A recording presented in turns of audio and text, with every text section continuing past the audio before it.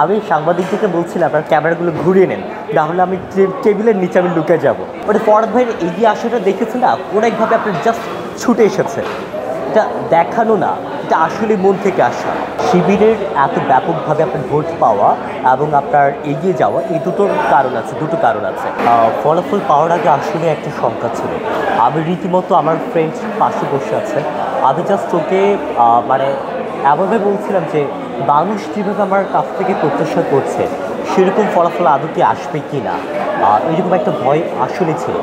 আপনি হয়তো খেয়াল করবেন যে আমি যে ভিডিওটা ভাইরাল হয়েছে সেই ভিডিওতে রাফি ভাই যখন আমার হাতটা ধরেছিলেন, আমার যখন 191 চলে আসে সব সাংবাদিক আমার দিকে আপনার ক্যামেরাটা ঘুরে ফেলেছে।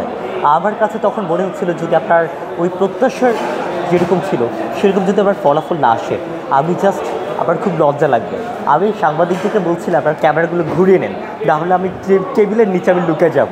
মানে এরকম একটা অনুভূতি। অ্যান্ড যখন আপনার ফলাফলটা প্রকাশ হলো, যখন আপনার ডিক্লারেশনটা আসলো, আমি নিজে তখন অবাক, আমি শুনি নাই। আমি তখন রাফি ভাইকে যখন জড়িয়ে ধরলাম তখন আমি জিজ্ঞেস করছিলাম যে ভাই কত। That's it. ফরহাদ ভাই এবং সাদিক ভাই এই দুজন আমার জানেন যে আমি কতটা কি ফেস করেছি গত 18 তারিখ থেকে। তো সেই জায়গা থেকে আমার কাছে মনে হয়েছে আমি আমার মানে পাশে যাদেরকে পেয়েছি গুটি কয়েক, তাদের মধ্যে এই দুজন অনেক উপরের স্থানে। সো সেই জায়গা থেকে তাদের প্রতি আমি মানে অনেক কৃতজ্ঞ থাকবো। এবং আমার কাছে কোনো রাজনৈতিক নেতাও না, আমার কাছে কোনো রাজনৈতিকভাবে আপনার সেরকমই না, আমি ভাই হিসেবে দেখি আমার বড় ভাই। সেই জায়গা থেকে আমার সে আনন্দ, বিজয়ের যে উল্লাস, সেটা আমি তাদের সাথে ভাগাভাগি করতে পারি। এটা তো এবং দেখেছেন তারা যেভাবে এগিয়ে এসেছে, এটা আপনার শুধুমাত্র সৌজন্য না, মানে ফরহাদ ভাইয়ের এগিয়ে আসাটা দেখেছেন না, অনেকভাবে আপনার জাস্ট ছুটে এসেছে। এটা দেখানো না, এটা আসলে মন থেকে আসা। শিবিরের এত ব্যাপকভাবে আপনার ভোট পাওয়া এবং আপনার এগিয়ে যাওয়া, এই দুটো কারণ আছে। এক, আমরা কখনো অন্য প্রার্থীর পেছনে আমরা লাগিনি, আমরা কখনো অন্য প্রার্থীর বিরুদ্ধে কথা বলতে যাই নাই।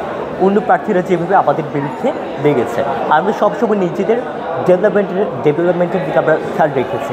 আমরা সবসময় চেয়েছি কীভাবে আমরা মানুষের কাছে পৌঁছাতে পারি, তাদের কাছ থেকে আমরা শুনতে চেয়েছি প্রবলেমগুলো, আমরা এইভাবে এগিয়েছি।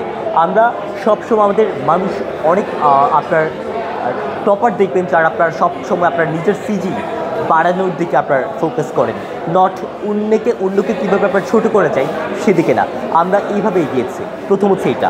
দ্বিতীয় কথা হচ্ছে আমরা অন্য যারা ভোটার আছে তাদেরকে আমরা ছোটো করে দেখিনি। অনেক প্রার্থী আছে যারা মনে করেছে আমরা যদি ভুজুং বুঝাই তাহলে প্রার্থীরা বুঝে নেবে, প্রার্থীদেরকে তারা বোকা মনে করেছে। অনেকে আবার কী করেছে, আপনার নারী ভোটারদেরকে টানার জন্য আপনার মেয়েদের জন্য আলাদা করে, ফিমেল ভোটারদের জন্য আলাদা করে আপনার চিঠির ব্যবস্থা করেছে, যেটা আপনার পুরুষ ভোটারদেরকে দেয় নেই। আপনার এরকম অনেক বিষয় আছে, মানে নারী ভোটারদের ইমোশনে হাত দিলে নারী ভোটাররা ভোট দিবে, এরকম একটা কৌশলে ওরা গেছে। কিন্তু আমরা চেয়েছি সবাইকে নিয়ে বাস্তবসম্মত একটা ইশতেহার দিয়ে তাদের মন জয় করার। এই দুটো ট্রিক্স আমাদের কাজে লেগেছে বলে আমার মনে হয়। মূলত বিষয়টা হচ্ছে আপনার এটা শুধুমাত্র আপনার ভোটের দিন না বা আপনার ভোটের ফলাফলের দিন না, আমরা এটা বুঝে গিয়েছিলাম যখন আমরা প্রজেকশন মিটিংয়ে ফিমেল যারা আপনার মেয়েদের যে হলগুলো আছে, নারী শিক্ষার্থীদের হল, সেখানে যখন আমরা যাচ্ছিলাম, আপনার লিটারালি হলের মধ্যে জায়গা হচ্ছে না, এত মানুষ, যেখানে অন্যান্য প্যানেলগুলোতে আপনার লোক সমাগম হচ্ছে না, সেখানে আমাদের প্যানেলের মিটিংয়ে আপনার বসার জায়গায় নাই।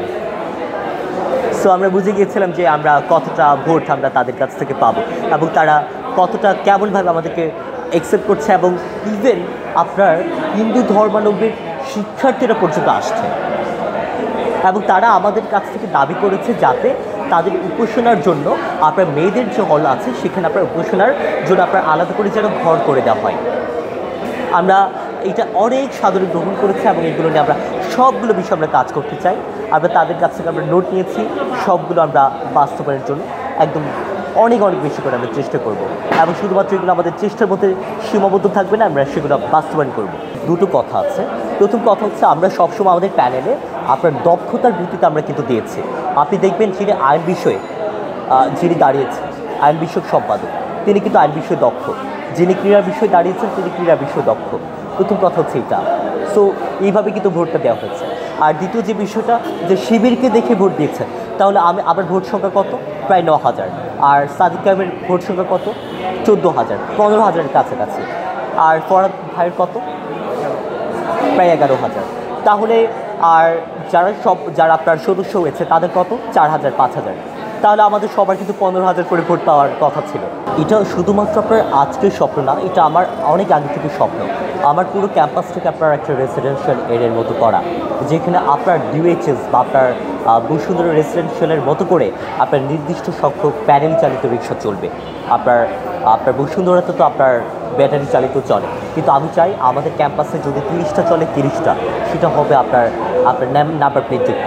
এটা যদি করা যায় তাহলে অনেকাংশে আপনার বহিরাগত আপনার রেস্ট্রিক্টেড করা যাবে। এটা প্রথম কথা। এবং দ্বিতীয় কথা, আমার পুরো ক্যাম্পাসটা একটা সেফ ক্যাম্পাস করতে চাই, সেটা যে কোনো মূল্যেই হোক। আমাদের অনেক প্ল্যান আছে, সেটা এখন ডিসক্লোজ করছে না। আর দ্বিতীয় যে বিষয়টা, সেটা হচ্ছে আমাদের শিক্ষকদেরকে চাটাচাটি করার তো অনেক বিষয় আমি দেখি। আমি প্রথম পদক্ষেপ হিসেবে মিডের খাতায় নাম এবং রোল নাম্বার আমি রাখতে চাই না। যদি করা যায় তাহলে অনেকাংশে আপনার স্টুডেন্ট যেভাবে আপনার শিক্ষকদেরকে ম্যাথসের জন্য চাটাচাটি করতে চাই, সেই বিষয়টা আপনার অনেকাংশে আপনার সেগুলো কমে আসবে বলে আমার মনে হয়। এবং ইভ্যালুয়েশনের ক্ষেত্রে অনেক বিষয় আছে, সেগুলো আমরা আনবো। আমরা সেটা ইশতেহারে এনেছি যে আমরা এটা ক্যালেন্ডারভুক্ত করতে চাই 1 বছর পরে যেটা হয়। এবং দ্বিতীয় বিষয়, এটা হচ্ছে প্র্যাকটিক্যাল। দুটো বিষয় আছে, একটা হচ্ছে যেটা হচ্ছে ক্যালেন্ডারভুক্ত করা, আর দ্বিতীয় বিষয় হচ্ছে আপনার প্র্যাকটিক্যাল বিষয়। প্র্যাকটিক্যাল বিষয় হচ্ছে আপনার এই যে দেখেন, মানুষের প্রত্যাশা এবং প্রাপ্তির যদি আপনার সমীকরণ যদি না মিলে, তাহলে মানুষ কিন্তু নিজেরাই বলবে যে ডাকসু হলেও যা, না হলেও তা। সুতরাং আমাদেরকে কাজ করতে হবে এমনভাবে যাতে আমূল পরিবর্তন দেখে শিক্ষার্থীরা নিজেরাই বলে যে আমাদের ডাকসুটা অনেক বেশি করে দরকার। সেই জায়গা থেকে আমরা কাজটা করতে চাই, শুধুমাত্র আপনার লিখিতভাবে না, প্র্যাকটিক্যালি আমরা সেগুলো করতে চাই। দ্যাটস